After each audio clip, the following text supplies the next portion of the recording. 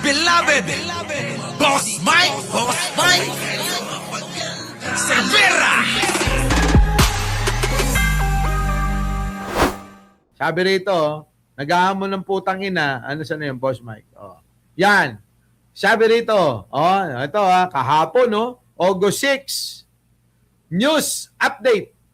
BP Sara Duterte hinamon si Defense Secretary Gibo Teodoro na pangalanan ang mga opisyal ng gobyerno na pro-China o kumakampi sa China. Bobo talaga to si Sara Duterte, no? Kailangan pang pangalanan. Tanga! Napakatanga ng Sara Duterte nyo talaga. Papangalanan eh. Hindi na. Bakit? Makikita mo na sa ginagawa, lumalabas sa bigbig, ikinikilos. Bakit? Sabi nga ni Jay Tariela, wala po akong listahan ng mga pangalan ng mga opisyal ng gobyerno na pro-China o kumakampi sa China. Pero ito po ang aking mga panuntunan. Ako din, ganun din. Para sabihin, ang isang tao ay traidor sa ating bansa, bansang Pilipinas. Mga makapili. Una, ang ayaw tumindig para sa West Philippine Sea at ang tinatakot pa ang ating mga kababayan na magkakagera. Sino ba yun? Di mga Duterte. Diba? Magkakagera daw, magkakagera. Yung mga bulldog nyakis vlogger naman nila, ayan, yan din ang naratibo na pinapakalat. Ikalawa, ang nasabing mas mabuti pang maging probinsya na lang ng China ang Pilipinas. Sino ba may sabi nun? Di ba yung tatay niya? Si Digong. Ikatlo. Eto, ano ikatlo? Ang hayagang nagsasabi ng pagmamahal kay Xi Jinping. Sino ba yun? Di si Sara. Sa sobrang pagmamahal ni Sara kay Xi Jinping, kulang na lang magpabengbang siya. Di ba? Mga kababayan ko. Si Sara Duterte. Sa sobrang pagmamahal niya kay Xi Jinping, kulang na lang magpabengbang.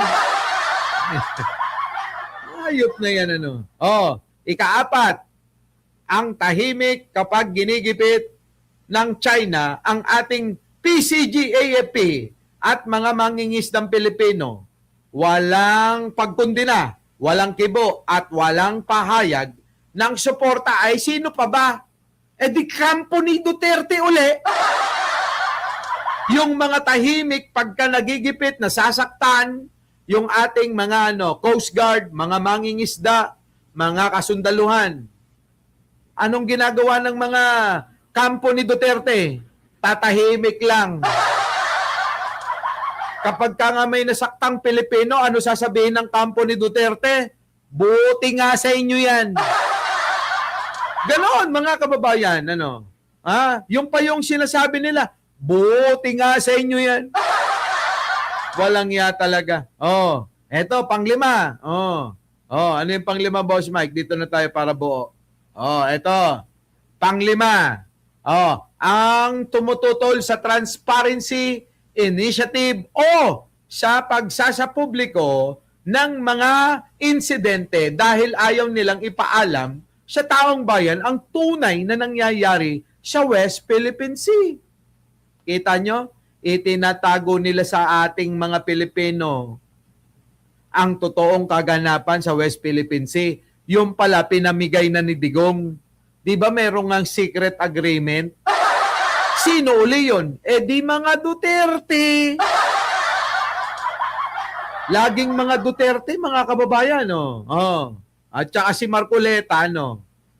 Ika-anim, ang malapit sa gobyerno ng China. Sino ba yung mga malalapit dyan? Di ba yung mga taga-SMNI nga, di ba? Nagpunta pa sa Beijing para makipag-meeting. Ang malapit sa gobyerno ng China, ngunit tila lumalayo sa mga bansang naninindigan para sa international law. Sino huuli yan? Kampo ni Duterte. Hindi na maitatanggi ho yan . Oh. Number 7, ang kumikwestiyon mismo sa ating posisyon sa West Philippine Sea at nagsasabing ipamigay na natin ang Kalayaan Island Group. Sino yon? Di si Marcoleta. Nakuha nyo? Si Marcoleta! Putik na, ipamigay na lang daw yung KIG. Oh. Ang nagsasabing huwag natin i-demonetize. Oh. Ang China, kahit alam naman natin na sila ang bumababoy sa karapatan natin sa West Philippine Sea. Sino yon? Di si Robin Padilla. Ang nagsasabing ang 2016 arbitral award ay just a piece of paper na itatapon lamang sa basurahan. O sino gumawa nun? Di yung tatay ni Sarah. Diba? Yung tatay ni Sarah. Dahil yan ang sinasabi ko sa inyo. Ikasampu. Ang nagpapakalat ng maling impormasyon hingil sa West Philippine Sea para lituhin at takutin ang ating mga kababayan. Sino uli yan? Mga kampo ni Duterte. 11 ang gumagamit ng West Philippine Sea para sa political campaign at nang manalo na ay hindi tinupad ang kanyang pangakong ipaglalaban nito, Robin Padilla. Kita nyo, yan yung ginagamit nilang West Philippine Sea para sa political campaign. At nung manalo na, hindi na tinupad yung mga pangako nila. Di ba si Robin Padilla pumupunta-punta pa rin yan? Nagyabang-yabang, may pa-video-video pang hayop na yan. Ano nangyari mga kababayan? Nga, mga kababayan. Kaya nga sabi ni Attorney Dino kay Robin Padilla, Mapigilan to si Senator Robin Padilla no? Bukod na nga sa mahinang utak nito pagdating sa mga deliberasyon sa Senado, and I will call a spade, no? Hindi ako nakakalimuhan dito sa mga diskusyon mo para hindi mo ginagawa yung homework mo, no? Akala mo kung sino ka pagdating sa ICC na nationalistic ka, makabayan ka, ayaw mo na inuusig tayo ng mga banyaga. Pero pagdating sa Tsina, isa ka sa unang-unang dumidepensa sa Tsina. Di ba? Ipokrito yung putang inang Robin Padilla na yan. Kapag ka sa ibang banyaga, mga kababayan, kailangan daw wag tayong mapapasupil. Wag tayong papasakop. Pagdating sa China, mga kababayan ko, si Robin Padilla, kulang na lang sumupsup ng tumbong. Nakita nyo mga kababayan, Kaya alam nyo, maraming matatalino na nakaabang at nag-aanalisa sa mga bawat kilos ng mga politikong bobo katulad ni Robin Padilla. Tama? Traidor ka, Robin Padilla. Kita nyo? Traidor ka, Robin Padilla, putang ina mo daw. Diba? Bobo! Bobo talaga. Tapos ngayon, sabi naman nung bobong isa pa, na si Belheca, ay patatakbuhin daw nilang presidente. Puta! Aray ko! Biruin ninyo, pag na-impeach si Sara, ang tatakbong presidente ay si Robin Padilla. Tangin na talaga. Ibang klase to mga kababayan. Ibang klase itong mga naiisip nila. Bobo. Sinuportahan yung kapwa bobo. Papabagbalat kayo ka, dual face ka, hindi kami naniniwala sa'yo, wala kang integridad. In fact, gusto kong sabihin for the record na sana lang hindi ka pinakawalan sa loob ng preso. Nga! Dapat talaga Dapat talaga ay hindi na pinakawalan si Robin Padilla sa loob ng preso. Sir, mo ang preso dahil ikaw ay menace sa society. You are endangering the Filipino people. And forever, forever, ang pinakayo ko talaga mga traidor Traidor na katulad mo, naging spokesperson ka ng China. Hinayaan mo na sana yung staff mo doon sa statement niya, no? Pakainin niyo lang ang kanya. Talagang iinis ako. Coconut.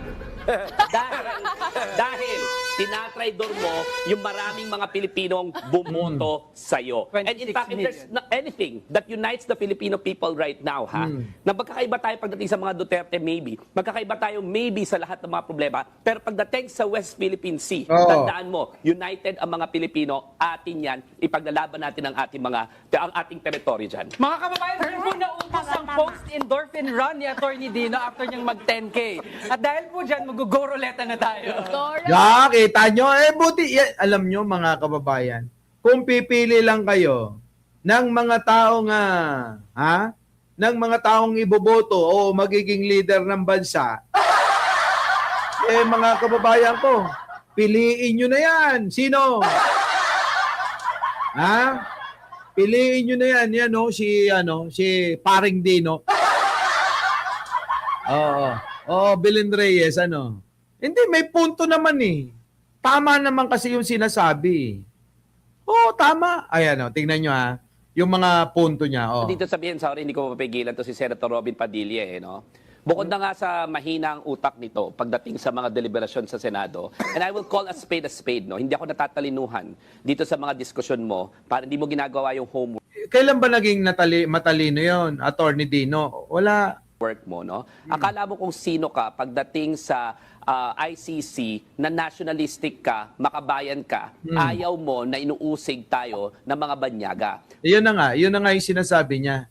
Ito na yung sinasabi ko sa inyo, Alex KTR Nick Candido, Machamuchi, Julia Bix, George Tapia, Barubal. Di ba? Ayan nga, buti, di pa nanalo si Ipe. Ewan ko ba sa mga ito, mga hayop talaga bobo talaga yun. Attorney, sabi mo na, bobo, rektahin mo na. Pero pagdating sa Tsina, isa ka sa unang-unang dumidepensa sa Tsina. Traidor ka, Robin Padilla. Sabi mo ulit, putang ina mo, gano'n. Traidor ka, Robin Padilla, putang ina mo, gano'n. Gano'n dapat. Para may dating, dadagdagan ko na lang para dumating. Nasa na? Nasa na tayo? Sa ICC na nationalistic ka, makabayan ka, ayaw mo na inuusig tayo ng mga banyaga. Pero pagdating sa Tsina, isa ka sa unang-unang dumidepensa sa Tsina. Traidor ka, Robin Padilla, mapapagbalat kayo ka, dual face ka, hindi kami naniniwala sa'yo, wala kang integridad. Dual face ka, dalawa mukha mong hayop ka. Di ba, mga kababayan, ewan ko ba bakit naging senador yung hayop na yan? Oo, sa totoo lang. Kung magwa one-on-one kami ng pagka-presidente niya, mananalo pa ako. Sa debate, hindi mananalo sa akin yan si Robin Padilla, maniwala kayo. Diba? Hindi nga niya alam yung ibig sabihin at sakop ng DepEd sa CHED. Alam nyo ba yon? Biruin nyo, naging senador. Hindi niya alam yung sakop ng CHED at saka DepEd. Bobo talaga mga kababayan In fact, gusto kong sabihin for the record na sana lang hindi ka pinakawalan sa loob ng preso. Dapat nga pinakawalan pa kasi Dapat yan, nasa kulungan na lang yan mabulok dun Di ba? Pinakawalan kasi ni Digong Deserve mo ang preso dahil ikaw ay menace sa society. You are endangering the Filipino people. And Correct. forever, ang pinakayaw ko talaga mga traidor Traidor na katulad mo, nagiging... Traidor ka, putang ina mo, Robin Padilla. Di ba, Traidor talaga. Ayaw yan ni Atty. Dino. spokesperson ka ng China. Hinayaan mo na sana yung staff mo doon sa statement niya. No? Oo nga. Nagiging spokesperson ka pa ng China, ng hayop ka. Pakainin niyo lang ang kanya. Coconut. Ayan na, nanggigigil na. Dahil tinatraidor mo yung maraming mga Pilipinong bumoto sa'yo. And Correct. if there's anything that unites the Filipino people right now, na magkakaiba tayo pagdating sa mga Duterte, maybe. Magkakaiba tayo maybe sa lahat ng mga problema. Pero pagdating sa West Philippine Sea, tandaan mo, united ang mga Pilipino, Dapat. ipaglalaban natin ang ating teritoryo dyan. Dapat, ganon. Kaya lang nga, wala mga kababayan, hindi natin makita at hindi natin marinig sa kanila yan. Di ba? Yung ipagtanggol man lang sana nila ang ating mga teritoryo. sa West Philippine Sea. Wala, mga kababayan eh. Nada. Paano ang pinapanginoon nila si Sara Duterteng baliw? Mga kababayan, doon po nautos ang Di ba? Our beloved Boss Mike, Boss Mike.